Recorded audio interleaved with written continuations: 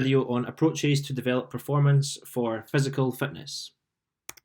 At National 5 PE, you need to be able to name different approaches for each factor. You need to know how to describe how you use these approaches to develop physical fitness and explain why these approaches might be useful in developing physical fitness. Here are the 4 factors that impact on performance, and today we're going to focus on CRE speed development. There are 3 main approaches that we're going to cover in today's video, and this is continuous training, fartlek training, and interval training. What is continuous training? Well, as the name suggests, continuous training is training which continues and doesn't stop.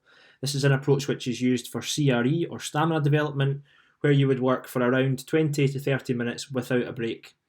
During this time, it's important that you work to 60 to 80% of your maximum intensity, and you need to ensure that your heart rate is in what's called your training zone. For someone of 15 years old, this training zone would be 125 to 165 beats per minute. Here is an example of continuous training. As you can see here, the performer is going at a pace which he can maintain, and he jogs around the 25 metre square continuously. You would repeat this process for 20 to 30 minutes to ensure that you are developing your level of stamina. This approach is being completed on the grass, but this could easily be done on the concrete, or it could be done on an athletics track. And as you can see, they will continue to keep going for 20 to 30 minutes. The second approach that we're going to use today is fartlek training. And this is training which involves a change of pace. Fartlek is a Swedish word which means speed play, and it means that you change the pace in which you work. Again, this is training where you are always moving and you are not getting a rest, and this is used for CRE. An example of fartlek training might be to jog, to run, sprint, and then walk, and repeat that process continuously for 20 to 30 minutes. Again, you will work at 60 to 80% of your maximum, and you need to ensure your heart rate is in your training zone. Here is an example of a performer doing fartlek training. So they start off by jogging. When they get to the next side of the square, they will then increase their speed slightly to about 3/4. They will then sprint one side of the rectangle, and when they get to the bottom, they will then walk back to the start. So here you can see training with a change of pace. This has been completed on the grass, but it can easily be done on the concrete or on an athletics track. Again, jog. When we get to the next cone, we'll then increase the speed to about 3/4.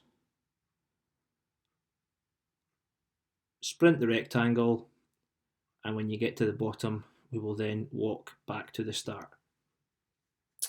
Interval training. This is training which involves getting an interval or a break.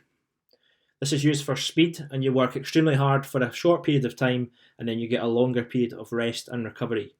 Here you'll be working about 80 to 100% of your maximum, and it's really important that you get more time resting than you do working. This will be around 20 to 30 minutes, and you need to ensure that you're in the upper end of your training zone, so about 180 beats per minute is the heart rate we're looking for.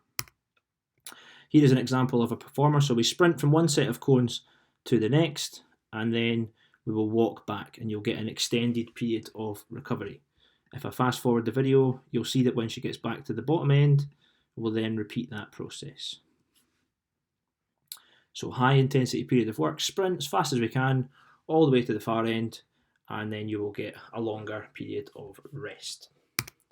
At National 5 PE, you'll be asked to describe these approaches. To do this successfully, you need to tell the marker what was the approach, where did you use it, when did you use it, who did you complete it with, and how did you use it? What did you do? Tell them step by step what you did to complete the approach.